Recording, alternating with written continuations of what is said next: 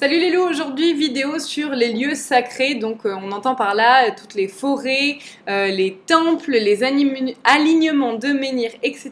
qui se trouveraient sur Terre et ailleurs. Si cette vidéo, en tout cas ce sujet vous intéresse, restez avec nous pour les questions. Merci à Célia qui a bien voulu les regrouper sur le groupe Réveil à la vie, sur le groupe Facebook. C'est très gentil, ça me facilite beaucoup le travail, donc merci. On est parti pour vos questions. J'ai constaté que certains endroits très populaires, style Stonehenge ou la forêt de Brocéliande, me paraissaient bien moins puissants que certaines allées couvertes complètement paumées en centre-Bretagne. Le fait que ces endroits deviennent touristiques, est-ce que cela leur fait perdre leur sacré ? Oui.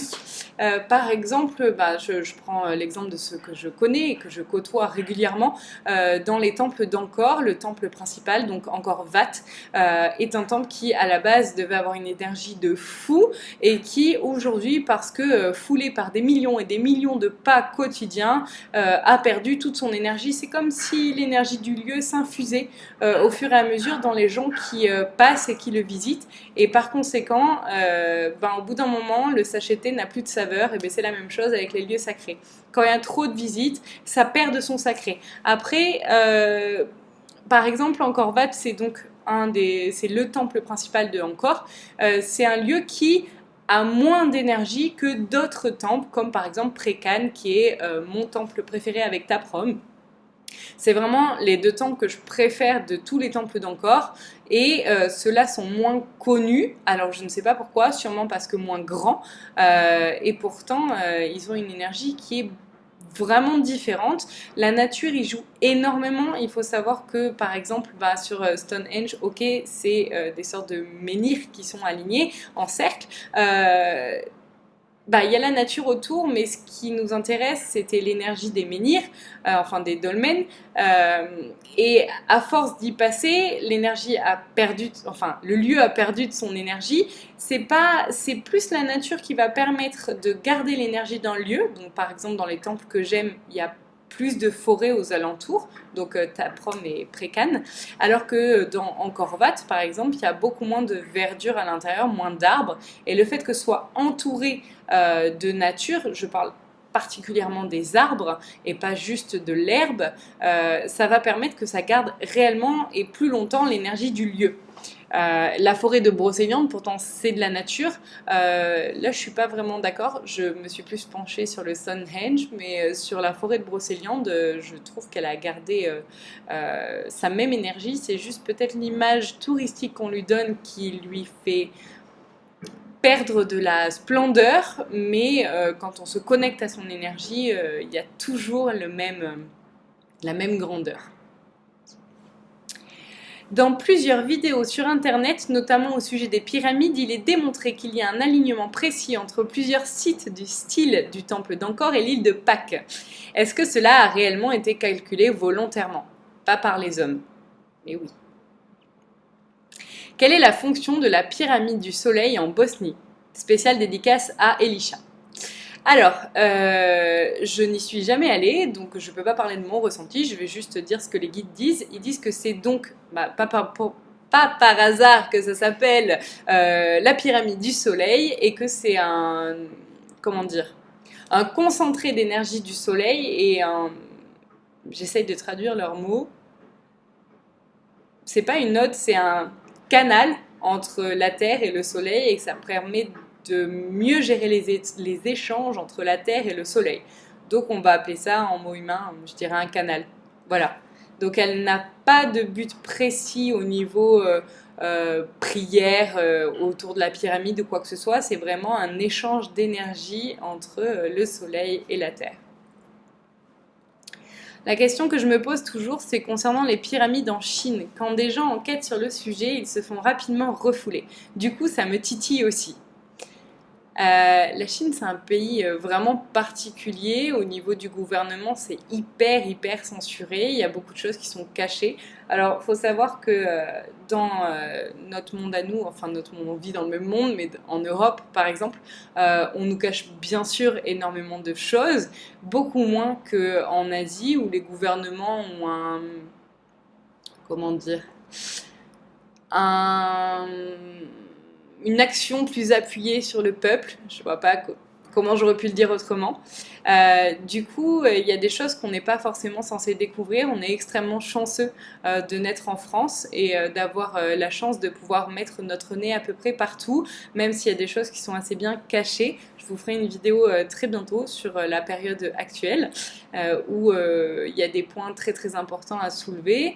Et en Chine, c'est caché parce que ils n'ont pas vraiment envie que la population chinoise évolue. Ils sont énormément, donc si les gens commençaient à mettre leur nez dans des sphère spirituelle où il y a des choses qui se passent qui pourraient éveiller ou réveiller les gens, ça serait un désastre mondial parce que ça serait beaucoup de gens qui risqueraient d'évoluer et de se réveiller au même moment.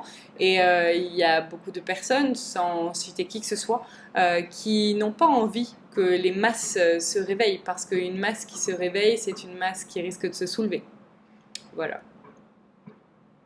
Y a-t-il des gardiens de lieux sacrés? Oui, bien sûr. Et peut-on entrer en communication avec eux pour savoir l'histoire du lieu? Oui, c'est possible aussi. Après, ils sont plus là pour protéger. Ils sont en action avec les EDN et avec donc EDN, êtres de la nature. Et ils sont là pour protéger le lieu plus que pour te raconter l'histoire du lieu. Après, tu peux demander à tes guides. Si tu as un début de clairaudience ou de ressenti, tu arriveras à connaître l'histoire du lieu, surtout en touchant quand on en a l'opportunité. Par exemple, dans les temples, lors des stages, c'est un des points principaux des stages, c'est de pouvoir arriver à savoir ce qui s'est passé dans le lieu, à ressentir l'énergie. En général, même pour des personnes qui n'ont pas clairaudience et pas clairvoyance, ça marche particulièrement bien parce qu'on se centre on se connecte à l'énergie du lieu, donc il y a des petites techniques, et du coup c'est plus notre soi et nos guides qui vont répondre à ces interrogations plutôt que les gardiens des lieux. C'est comme les gardiens des plans, sans en dire trop parce que on n'a pas, voilà, c'est pas la vidéo pour. Les gardiens du plan sont des gardiens donc des différents plans astraux et ils sont pas là pour répondre à nos questions sur ce qu'il se passe entre chaque plan. Ils sont là pour garder le plan et que tout se déroule comme ça doit se dérouler. Est-ce que les lieux sacrés ou hautement vibratoires peuvent aider à la guérison? Quelle question. Bien sûr. C'est la vibration qui est plus haute, la vibration du lieu. Donc si on y va et qu'on a une vibration plus basse, ça ne veut pas dire qu'on va automatiquement avoir la même vibration que le lieu, parce que admettons que nous ayons une vibration comme ça et que le lieu ait une vibration comme ça, ça va nous permettre d'augmenter la nôtre, ça va un peu baisser la sienne aussi. Donc il faut que ça s'harmonise et ça s'unifie entre les deux. On ne va pas réussir à avoir le même taux vibratoire que ce que le lieu avait au départ, mais ça va permettre en tout cas d'augmenter notre vibration et d'aider à la capacité de guérison naturelle de notre corps. Aujourd'hui je bafouille, je suis fatiguée, j'ai eu une grosse journée, mais je suis désolée, je vous tourne quand même la vidéo parce que je ne sais pas quand est-ce que j'aurai le temps de le faire dans la semaine ensuite, donc ça n'altère pas les réponses des guides, c'est juste que je bafouille quand je le dis.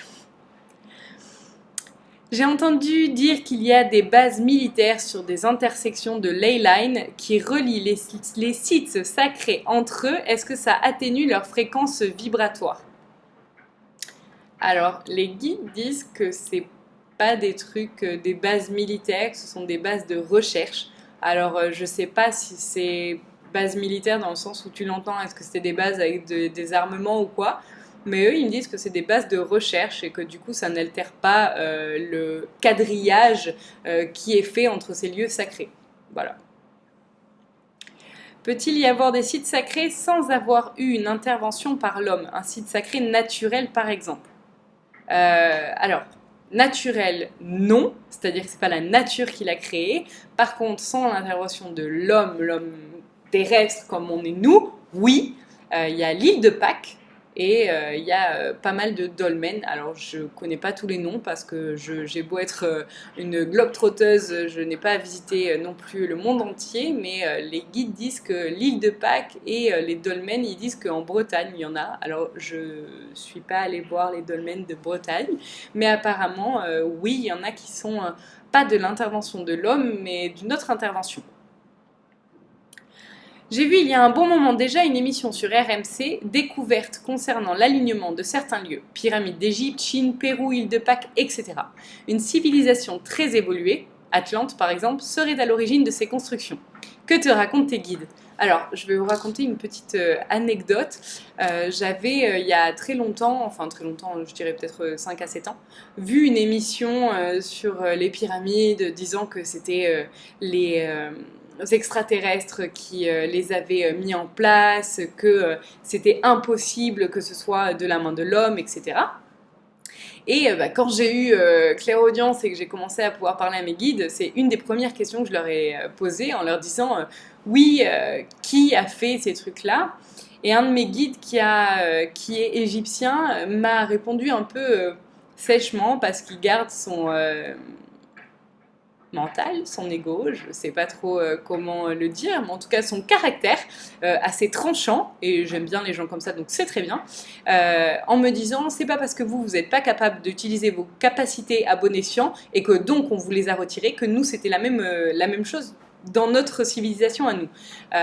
Entre autres, ça voulait dire que eux avaient des capacités de soulever des pierres qui étaient bien plus grosses que leur corps et que plusieurs hommes, que nous, aujourd'hui, à l'heure actuelle, on ne peut plus le faire parce qu'on nous a limités dans nos capacités, parce que, je fais une petite parenthèse, la vibration de la Terre augmente de plus en plus et par conséquent, plus ça va, plus ce qui se passe au niveau du corps astral, donc ce que l'on pense, que l'on ressent, arrive très très vite dans la matière.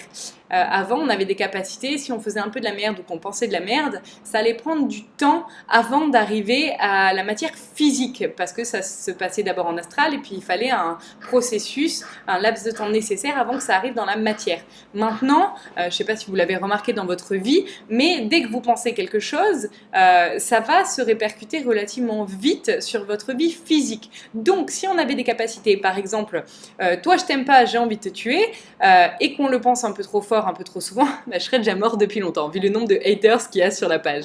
Mais heureusement, ça marche pas comme ça, et on a besoin donc d'une capacité supérieure, en tout cas d'une vibration beaucoup plus dense que par rapport à celle qu'on avait avant. Je ne sais pas si c'est très clair, mais en gros, pour faire très simple, avant, il y avait des capacités parce qu'il y avait moins de risques si on ne les utilisait pas à bon escient, alors que maintenant, vu que la vibration de la Terre a énormément augmenté, tout ce que l'on pense se passe, et donc on ne pouvait pas, ne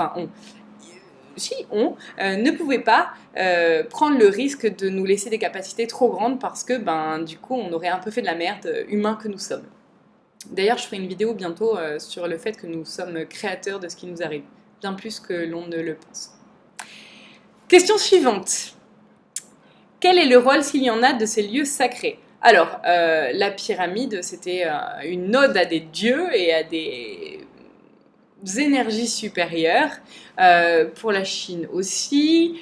Pérou, c'est pour augmenter la vibration de la Terre et la vibration des gens qui étaient là-bas. Je dis ce qui par rapport au lieu que vous aviez demandé.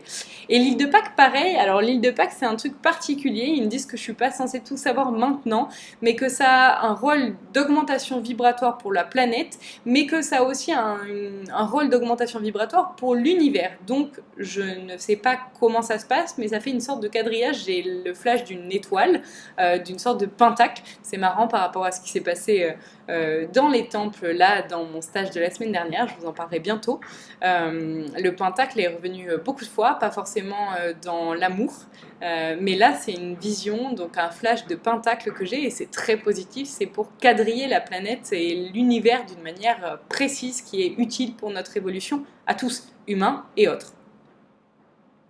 Peut-il y avoir des vortex d'énergie? Comment ces derniers ont été créés? Oui, il y a des vortex, c'est des sortes de trous noirs et ça a été créé, alors c'est pas par l'homme, c'est pas non plus par au-dessus, ça a été créé par la nature, pour le coup c'est naturel, et en fait c'est des superpositions de plans où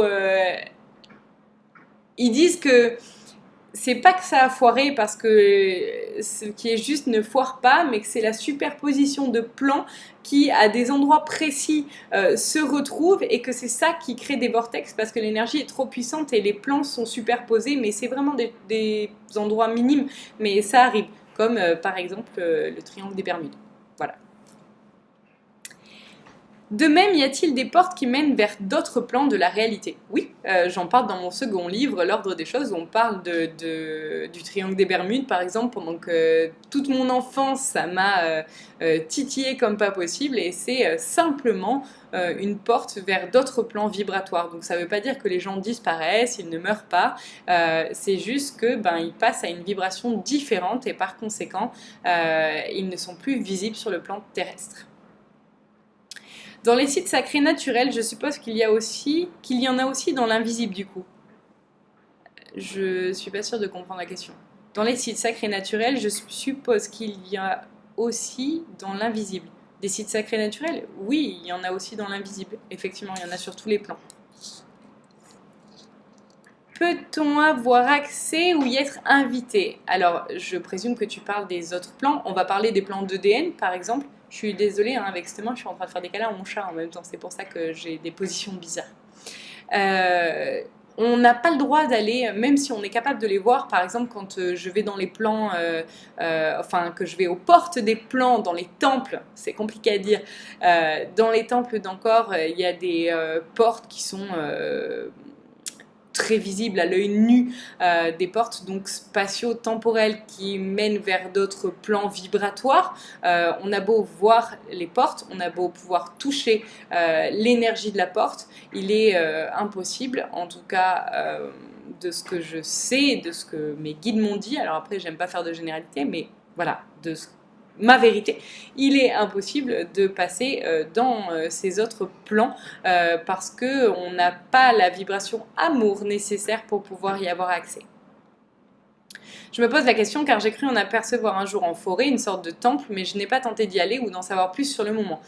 Tu l'as sûrement aperçu parce que tu as clairaudience et clairvoyance, tout comme j'aperçois les portes qui mènent vers des mondes d'EDN, c'est pas pour autant que je peux y avoir accès, c'est-à-dire que je les vois, et pourtant quand je vais passer à l'intérieur de la porte, je vais passer à l'intérieur de la porte, mais je vais pas arriver dans l'autre monde en fait. Ma vibration ne va pas être capable de changer à ce point et de se modeler au point de pouvoir accéder à cet autre monde-là. On a une incarnation terrestre actuellement et on est là pour vivre une incarnation terrestre et pas pour aller sur les autres plans. Alors le fait qu'on ait clairaudience, clairvoyance, c'est très bien, ça nous permet d'avoir conscience que ces autres plans existent et de ne pas se sentir seul être tout puissant sur Terre ou dans les autres plans, mais on n'est pas censé voir et aller dans leur monde à eux. Alors que l'inverse, oui, eux viennent dans notre monde à nous, mais parce qu'ils ont une mission de vie, de protection de la nature, etc. Ces lieux peuvent-ils perdre de leur énergie? Non, puisqu'on n'y a pas accès. Donc non. La puissance du mont Saint-Odile peut-elle avoir été la cause du crash de l'avion à l'époque? Alors je ne sais pas où est le mont Saint-Odile, mais les guides disent que non. Ils disent que c'est pas une histoire de vibration du mont Saint-Odile, que c'est une histoire apparemment que les gens avaient choisi de repartir, pas tous. Alors apparemment il y a des failles dans le plan. Ils disent que la majorité des passagers avaient choisi de repartir, mais qu'il y en a certains qui ne l'avaient pas choisi. Voilà, c'est la seule info que j'ai. Hormis le fait d'être réénergisés dans ces lieux, que peuvent-ils nous apporter? Foi, guérison, etc. Mais par la réénergétisation, ou la réénergisation, on a forcément tout un tas de choses qui arrivent, étant donné qu'on a plus d'énergie, une vibration plus dense et plus rapide. Bien sûr qu'il y a d'autres choses qui vont arriver, comme la guérison, pas forcément comme la foi, parce que la foi c'est très mental, donc si le mental n'a pas foi et ne croit pas, forcément c'est pas la vibration qui va changer les choses. Par contre, il peut se passer des choses particulières. Le fait de guérir, il peut se passer le fait de voir des choses, d'avoir d'un coup clairaudience et clairvoyance, développer nos capacités, ou à l'inverse justement les perdre parce que peut-être que pour une vibration plus haute on n'en a plus besoin pour comprendre les choses, donc on peut très bien perdre nos capacités. Ce n'est pas forcément quelque chose de mauvais, ça peut être quelque chose de bon de ne plus les avoir. Donc oui, par augmentation de vibration il peut se passer énormément de choses. Un lieu sacré est un endroit où les forces telluriques et cosmiques se concentrent, c'est bien ça? C'est bien ça. Tellurique et cosmique, c'est bien ça. Tu nous avais dit que l'ensemble de ces endroits sur Terre n'avait pas la forme d'une fleur de vie. Mais peux-tu nous dire quelle forme ces lignes forment sur la Terre? Non, j'ai pas le droit de le dire, mais il y a pas mal de pentacles. Voilà, mais j'ai pas le droit de dire la forme de l'ensemble de ces pentacles. Et on me donne pas la réponse, hein. C'est pas que moi je l'ai, je veux pas la donner, c'est que je n'ai pas la réponse. Ces sites ou lieux-dits sacrés ont été érigés très récemment récemment par rapport à l'homme et l'âge de la Terre. Ceux qui vivaient sur Terre en moins 500 000 avant JC, par exemple, avaient-ils eux aussi des lieux forts énergétiquement, ou alors cela a été mis en avant pour l'homme? Je ne sais pas si c'est bien clair. Oui, c'est très clair, et ça a été mis en avant au fil du temps pour l'évolution de l'homme. Entre le moment où l'incarnation terrestre humaine a commencé et maintenant, la vibration de la Terre a énormément changé. Faut pas oublier que le temps n'existe pas, mais la vibration de la Terre augmente continuellement et de manière exponentielle. Et par conséquent, il y a besoin de lieux énergétiques pour faire évoluer l'homme dans la même lignée que celle de la Terre. Quelle fonction occupe ou a occupé le cairn de Garvinis dans le Morbihan? Les archéologues n'ont pas trouvé d'ossements, donc ce n'était pas un tombeau. Photo en pièces jointes dans le miel. Je n'ai pas vu la photo, je t'avoue que j'ai copié les questions et c'est pas le mail qui est ouvert, donc j'ai pas vu la photo. Alors je vais relire et attendre la réponse. Quelle fonction occupe ou a occupé le cairn de Garvinis dans le Morbihan? Donc je ne sais pas ce que c'est.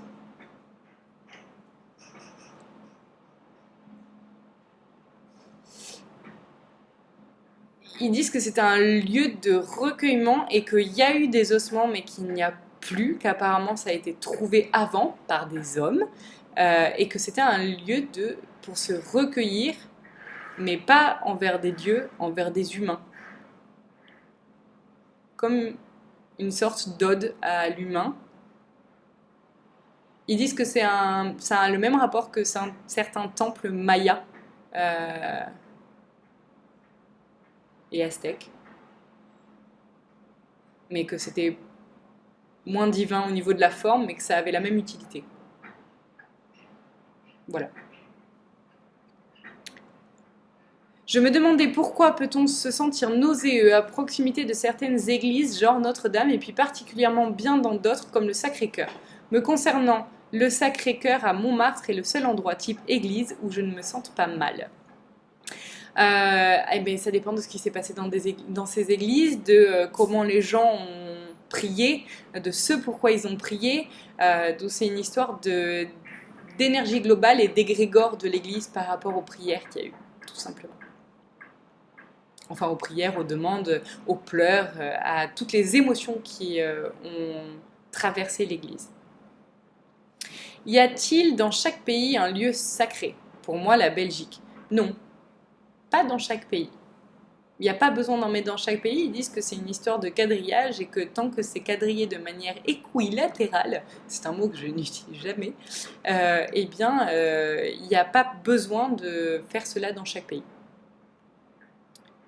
Je pensais au temple d'Angkor. Je me rappelle d'un post qui partageait un article qui était sur les lignes de Nazca et qui, par leur prolongement, se rejoignaient toutes en un seul point. Le temple d'Angkor. Par la suite, tu avais expliqué que ces lignes étaient comme des méridiens de la Terre et que ce n'était pas pour rien qu'ils se rejoignaient tous sur ce temple. Donc, ma question serait, quel est le rôle de ce temple en question? Je vais vous en parler dans une autre vidéo. On est dans une phase actuellement où il se passe quelque chose d'extrêmement important. C'est pas pour rien que j'ai réuni 21 personnes sur 21 jours pour méditer et pour travailler ensemble. Je vais vous en parler dans une autre vidéo. J'essaye de vous la faire très rapidement. J'essaierai de la tourner dans la semaine. Je pense que c'est très important qu'elle sorte bientôt. Jusqu'à présent, j'avais pas le courage de le faire parce que c'est une vidéo qui va sûrement changer votre vision des choses sur moi, sur la vie. Peut-être que vous quitterez la chaîne ou peut-être que justement ça va faire l'inverse. C'est une vidéo qui est vraiment très compliquée à tourner, mais voilà, je me suis engagée à la tourner avec mes guides, donc je vais le faire et je vous parlerai du temple d'Angkor si j'oublie pas. Mais en tout cas, ça a un rapport avec le fait que il y a beaucoup de gens qui passent par là et le fait que je vous en parle dans l'autre vidéo parce que sinon on va dévier de cette vidéo-là. Pourrait-on avoir plus de précisions sur la cité engloutie au Japon avec des pyramides plus vieilles que celles des Égyptiens?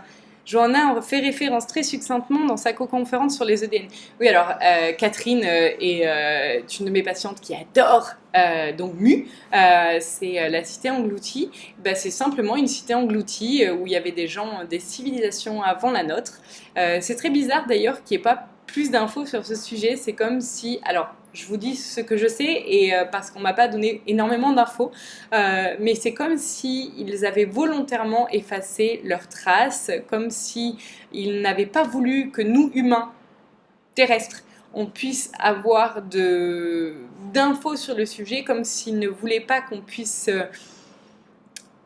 retrouver ce par quoi ils sont passés. Et les guides me disent que c'est un peu comme le triangle des Bermudes et que c'est un passage dans un monde parallèle et que c'est ensuite les guides et autres plans vibratoirement différents du nôtre, qui ont choisi d'engloutir la cité pour faire disparaître leur existence, mais qu'ils ne sont pas morts, ils ont simplement changé de vibration.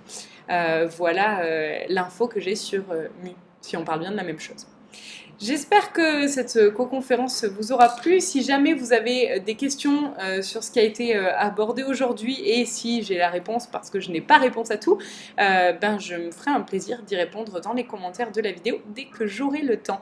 Je vous tourne la future vidéo sur la période actuelle très très bientôt, dans la semaine je pense.